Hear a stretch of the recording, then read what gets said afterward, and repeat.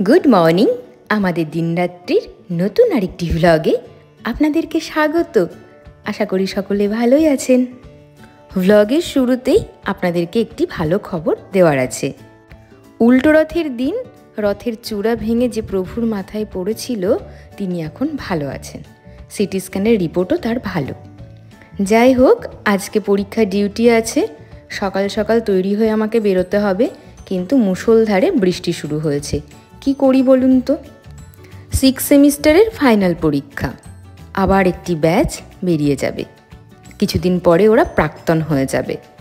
একটু একটু করে সেই গুটি পোকার মত যেন ধীরে ধীরে প্রজাপতির রূপ নেয় 3টি বছর ধরে। তারপরে সুন্দর রঙিন ডানা মেলে উড়ে যায় নিজেদের জগতে। যাই হোক, সকালবেলায় আমার বিটরুটের জুস রেডি। এবার এটাকে আমি একটুখানি ছাঁকনিতে ছেঁকে নেব, তারপরে সামান্য একটু পিঙ্ক সল্ট মিশিয়ে খেয়ে নেব। আপনারা এর আগে আমাকে জিজ্ঞাসা করেছিলেন, দিদি এই জুসটা কি প্রতিদিন খাওয়া ভালো? আমি প্রতিদিন খাই না, অল্টারনেটিভ ডেতে খাই।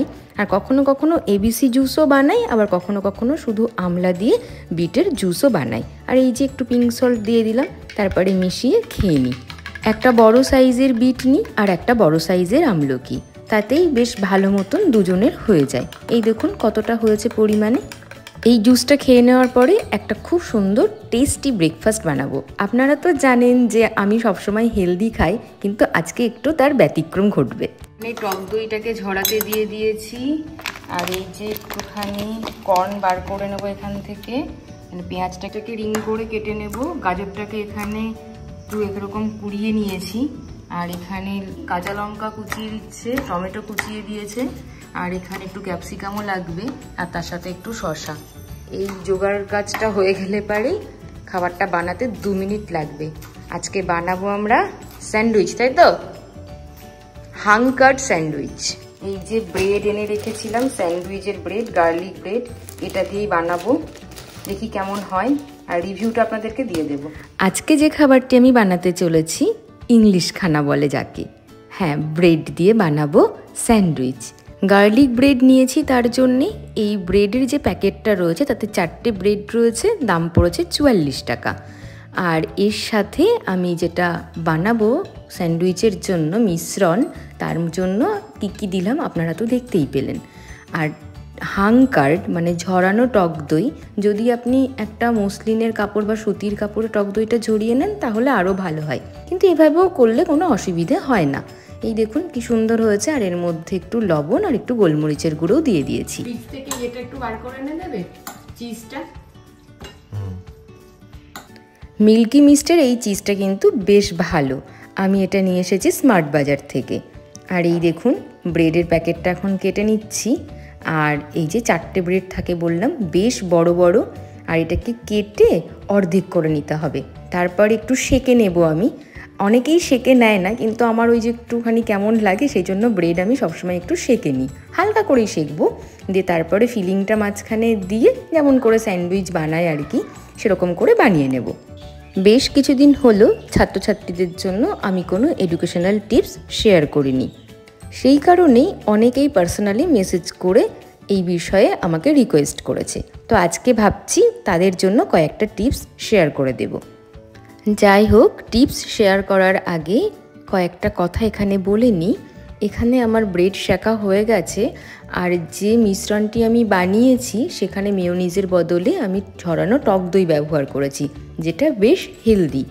আর তার মধ্যে বাটারে সামান্য রসুন কুচো করে একটু লাল লাল করে ভেজে এই মিশ্রণটার মধ্যে মিশিয়ে দিয়েছিলাম, সেটা আমি আর ভিডিওতে দেখাইনি। তো এটা আপনারা কিন্তু করে নেবেন, তাহলেই চিজি গার্লিক ব্রেড স্যান্ডউইচ আপনার রেডি হয়ে যাবে।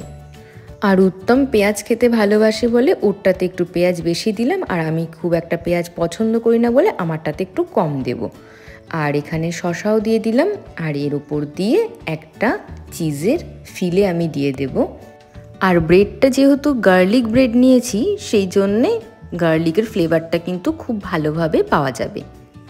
উত্তমের জন্য যেহেতু এটা বানাচ্ছি, সেই জন্য তাওয়াতে আমি হালকা করে একটু বাটার দিয়ে নিচ্ছি।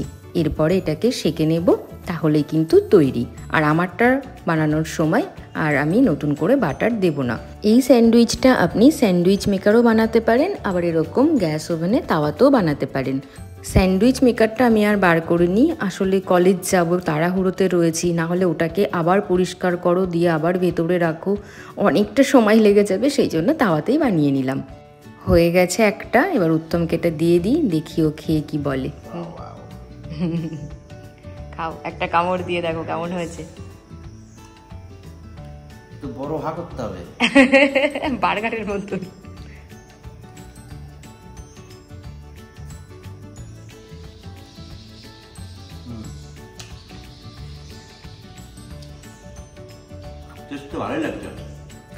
উত্তম আসলে ব্রেডের যে কোনো জিনিস খেতে ভীষণ পছন্দ করে, আর স্যান্ডউইচ বিশেষ করে। লবণ টবণ ঠিক আছে সব? সব ঠিক আছে। পা নাড়িয়ে নাড়িয়ে রং করে কে খায়? পা নাড়িয়ে নাড়িয়ে রং করে কে খায়? আর একটা দেবো?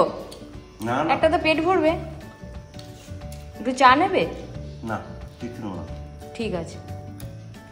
কদিন ধরে টানা এত বৃষ্টি হচ্ছে যে জামা কাপড় রাখার আর জায়গা নেই, সারা বাড়ি শুধু জামা কাপড় আর জামা কাপড়। আর দার্জিলিং থেকে এসে আমি ব্যাগ তো খালি করে নিয়েছি, কিন্তু সেই লাগেজটা এখনও আমার তুলে দেওয়া হয়নি। আসলে চাকার যে কাদা বা নোংরাগুলো লেগে রয়েছে সেগুলো এখনও পরিষ্কার করা হয়নি, আসলে সময়ই পাচ্ছি না। ছুটির দিনগুলোতে এত অন্যরকম কাজ থাকছে যে সেইগুলো করতে গিয়ে আর সময় হচ্ছে না। ভাবছি কালকে ওটাকে পরিষ্কার করে তুলতেই হবে। যাই হোক, এদিকে আমারটাও বানানো হয়ে গেল, হালকা করে সেঁকে নেব, দিয়ে রেখে দেবো এটা ঢেকে। আমি এখন খাবো না, এখন বাজে 7:30। গরম না করলেও হতো, এমনি রেখে দিলেও হতো, মাইক্রোওভেনে একটুখানি ঘুরিয়ে নিলেই হয়ে যেত। তবুও ওই যে মনের শান্তি যে ব্রেডটাকে এপিট ওপিট সেঁকে নেওয়া একটু তাওয়াতে, সেই জন্য সেঁকে নিলাম হালকা করে, দিয়ে এটাকে ঢেকে রেখে দেবো। তারপরে আবার মাইক্রোওভেনে আমি যখন খাবো গরম করে নেব। ও বেরিয়ে যাচ্ছে, ওর তাড়াহুড়ো তো সব সময় থাকে যাওয়ার সময়। যাই হোক, আর আমারও স্নান হয়ে গেছে, আমি তৈরিও হয়ে গেছি। এবার এই যে মাইক্রোওভেনে খাবারটা গরম করে নিচ্ছি, তারপরে খেয়ে কলেজ বেরিয়ে যাব। আর উত্তম যাওয়ার পরে কিচেনটা পরিষ্কার করতে আমার বেশ সময় লেগেছিল, কারণ 2 দিন ধরে কিচেনটাকে আমি ডিপ ক্লিন করিনি, তাই ভাবলাম আজকে একটু সময় আছে, ডিপ ক্লিনটা করেই নিই। যাই হোক, এখন খেতে খেতে আমি যে প্রমিস করেছিলাম ব্লগের শুরুতেই ছাত্রছাত্রীদের জন্য, সেই প্রমিস এখন আমাকে পূরণ করতে হবে, অর্থাৎ কিছু এডুকেশনাল টিপস আমাকে দিতেই হবে। যেহেতু পরীক্ষা চলছে 6 সেমিস্টারের, তো তাদের জন্যেই আমার কিছু বার্তা আজকে। এই বিষয়ে এর আগে বেশ কিছুদিন আগে আমি একটি ব্লগে বলেছিলাম, জানি না সেই কথাগুলো প্রত্যেকে শুনেছিল কিনা বা সেই ব্লগ সকলের কাছে পৌঁছেছিল কিনা, তো সেই কথাগুলোই আজকে আরও একবার বলা, যে পরীক্ষার সময় আমরা কি করে আমাদের খাতাটাকে প্রেজেন্ট করব অ্যান্ড কি করে খাতায় উত্তর লিখলে অনেক বেশি নম্বর পাওয়া যায়। প্রথম কথা তো, পরীক্ষার দিন সকাল থেকেই শুরু হয়ে যায় একটা মানসিক প্রস্তুতি। অনেকের অনেক রকমের অ্যাংজাইটি কাজ করে, অনেক রকমের টেনশন হয়, কিন্তু আজকালকার ছেলে মেয়েদের মধ্যে সেটা কিন্তু আমি একেবারেই লক্ষ্য করছি না। আমি যেহেতু অনেকটা ট্রেনে করে জার্নি করে কলেজ যাই, তো যাত্রাপথে প্রচুর ছাত্রছাত্রীদের দেখতে পাচ্ছি যে তারাও যাচ্ছে, কিন্তু তাদের আলোচনার বিষয় একেবারেই অন্যরকম। টাকা সংক্রান্ত, মানে স্কলারশিপে টাকা পয়সা কার কতটা এসেছে এই বিষয়ে, নাহলে অন্যান্য বিষয়ে, পরীক্ষার বিষয়পত্র নিয়ে তাদের কোনো আলোচনা নেই। তো আমি বলবো যে প্রথম থেকেই মানসিকভাবে একটুখানি ধীর স্থির থাকা, সকাল থেকেই সমস্ত কিছু যতটা সম্ভব রিভাইজ করে নেওয়া, তারপরে পরীক্ষা দিতে যাওয়া। এবার আমি যখন পরীক্ষার হলে প্রবেশ করলাম, আমি খাতা পেলাম, তখন প্রথম কাজ হবে খাতাটিতে নিজের রোল নাম্বার, বিস্তারিত যে তথ্যগুলো রয়েছে সেগুলো সঠিক জায়গায় লিখে নেওয়া। কোথাও অসুবিধা হলে যিনি দায়িত্বে রয়েছেন, এক্সাম গার্ড, তাকে একটুখানি জিজ্ঞেস করে নেওয়া। তারপর ছেলে মেয়েদের আমি যেটা লক্ষ্য করি, ওরা মার্জিন টানে 4 ধারে বা কখনো কখনো এক পাশে, কিন্তু সেটা জায়গাটা ঠিকঠাকভাবে ওরা রাখতে জানে না, মার্জিনে কতটা অংশ আমি খাতাতে ছেড়ে কাজ করব। তো আমার কথা হচ্ছে, সকলের কাছে একটা স্কেল থাকে, সেই স্কেল মানে 1 স্কেল করে বাঁদিকে মার্জিন টানলেই হয়, ওপর দিকেও 1 স্কেল, বাঁদিকেও 1 স্কেল, ডান দিক এবং নিচের দিকে না ছাড়লেও কোনো সমস্যা নেই, তবে 1 আঙুল 1 আঙুল করে ছেড়ে রাখা ভালো, কারণ খাতা ভাঁজের সময় ওই ভাঁজের মধ্যে অনেকটা লেখা কিন্তু আটকে যায়, যেটা এক্সামিনারের ক্ষেত্রে যখন খাতা তিনি দেখেন তখন অসুবিধে হয়। আমাকে সবসময় এটা মাথায় রাখতে হবে একজন পরীক্ষার্থী হিসেবে যে কোনোভাবেই যেন যিনি আমার খাতা দেখবেন মানে এক্সামিনার তাকে কখনোই কোনোভাবে ট্রাবল দেওয়া যাবে না। তার কাছে যাতে খাতাটা সবসময় সহজ অ্যাক্সেস হয় আর কি, খুব সহজে যাতে তিনি খাতাটা দেখতে পারেন সেই রকমভাবে কিন্তু আমাকে খাতাটাকে প্রেজেন্ট করতে হবে। কোয়েশ্চেন নাম্বার আমি যখন লিখবো তখন একের ক বা খ বা গ তখন এক দাগের একই লিখবো, ক খ গ ঘ উ এরকম যখন আমি অর্ডারে কোয়েশ্চেনগুলো অ্যাটেন্ড করছি সেই অর্ডারে সেই নাম্বারগুলো আমি ওই মার্জিনের বাঁ দিকে যে অংশটা ছাড়ছি সেখানে পুট করে দেব, মানে লিখে দেব। মানে এক দাগের ক, এক দাগের খ, এক দাগের গ এরকম বারবার লেখার কোনো প্রয়োজন নেই।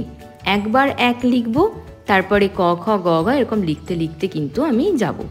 যখন আমার একটা উত্তর লেখা হয়ে যাচ্ছে তখন আমি একটা এন্ড চিহ্ন বা এন্ড মার্ক বা একটা দাগ আমি টেনে দেব, তাহলে সুবিধা হয়।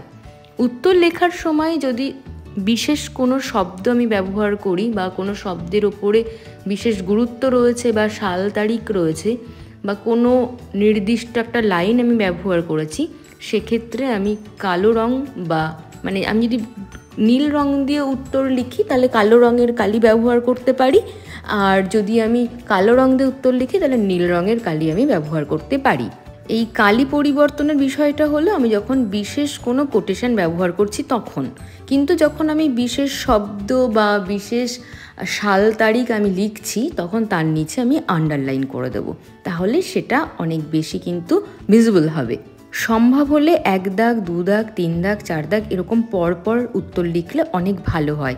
এবার অনেকের ক্ষেত্রে যেটা হয় যে না আমার তিন দাগের উত্তরগুলো বেশি ভালো মনে হচ্ছে, আমি লিখতে পারবো, সেটা আগে লিখে নিই, সেগুলোও করা যেতে পারে, কিন্তু আমি যেটা বললাম এটা করলে বেশি ভালো হয়। যাই হোক, আজকের ব্লগটি এখানেই শেষ করছি, আর টিপসগুলো কেমন লাগলো অবশ্যই কমেন্টে জানাবেন।